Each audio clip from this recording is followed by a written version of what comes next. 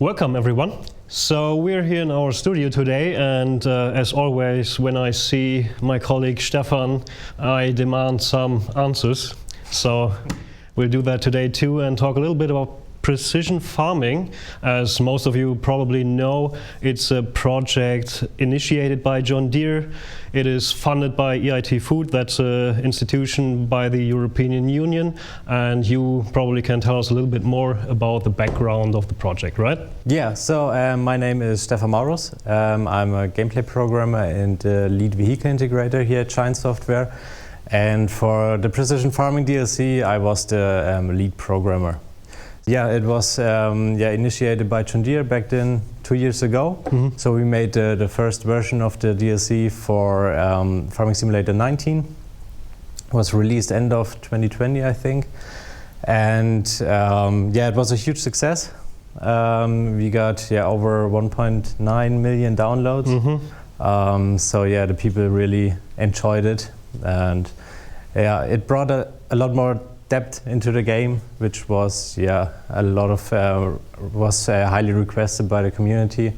And so we didn't do this on our own. So as I said, we got John Deere with us on board, but we also got support from different universities and other agriculture institutes. And what exactly did they do for, of course, the universities? Yeah, they supported us with all the technical knowledge, so we do everything correctly, calculate everything correctly, that it makes sense in the end.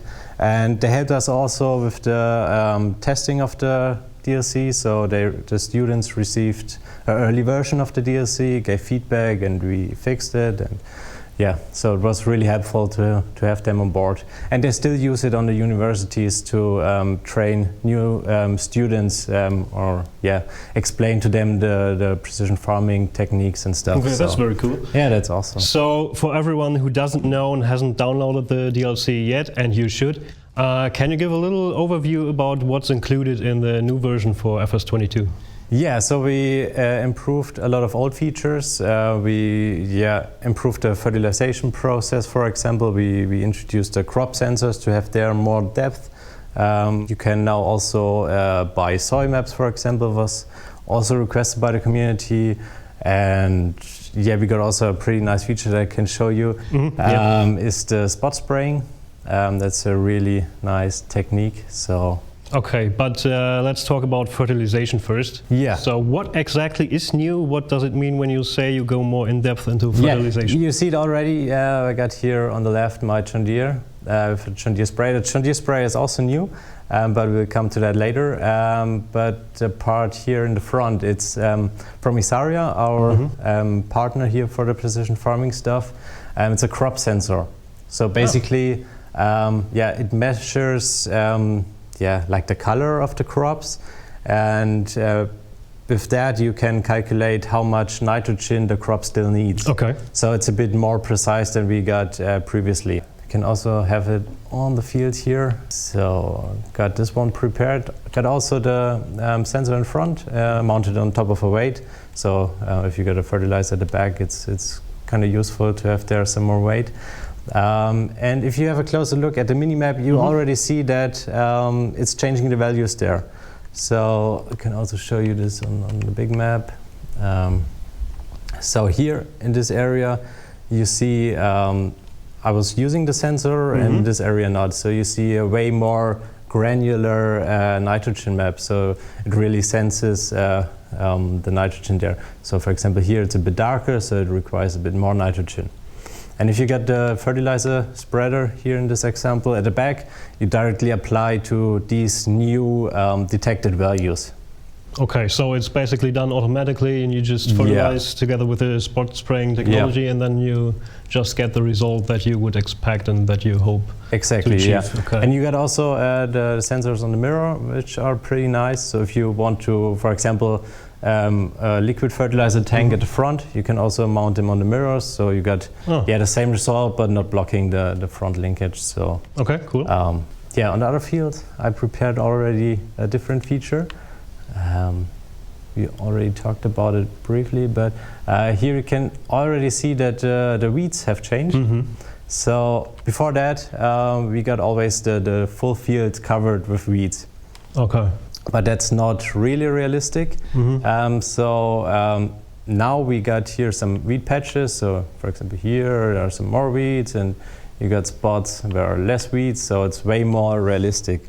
And this results to a new technology we have. So we got here our brand new John Deere sprayer, the R732 with a 28-meter boom. And this one got here some new parts to the boom. So we got here some cameras. And these cameras are pretty nice. They detect in real time if there are weeds on the ground or not. So for example, here no weeds, here is weed. So it will only turn the nozzles on where the weed is. So it really shoots on the weeds and tries to kill them. So that's really nice. I can also show you this in action. Yes, please. So turn on the sprayer, and then here we go. So you see, it looks really nice also in the game. Yeah, you can see the result instantly. That's cool. Yeah. Yeah. So it was also not easy to implement. So as you can imagine, in real life it's complicated. In the game it's a bit easier, but also complicated to really detect where are the weeds currently, and also takes a bit of performance. But yeah, we managed it quite well, and it works well. Okay.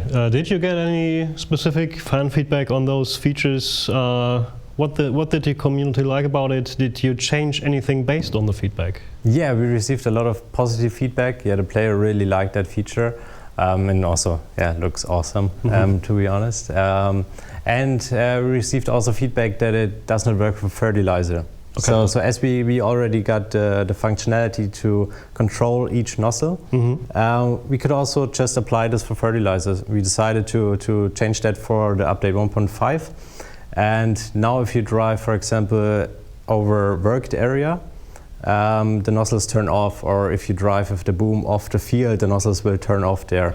So you save there also some fertilizer. Okay, cool. And also for the sprayer, I read that a lot in the forum. The player wished for a different boom size. So we only got 28 meters in the first version. And it's not suitable for all the seeder sizes. So we decided to also implement a 24-meter boom. Okay, cool. So this was already in the process of creating it before the release, but could not make it in time. So, but now with the update 1.6, or after the update 1.6, we released that. Okay, that's very cool, and all of you out there know that we still listen to your feedback and make changes